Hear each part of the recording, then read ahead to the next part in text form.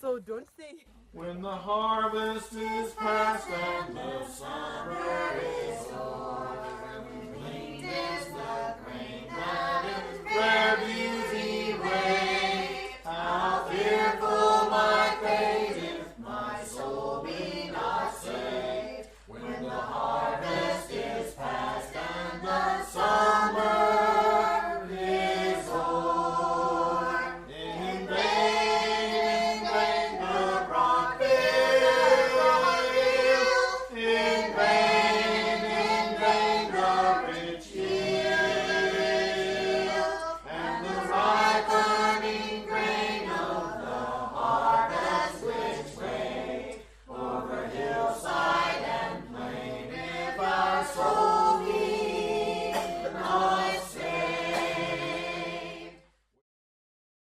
Church of Christ.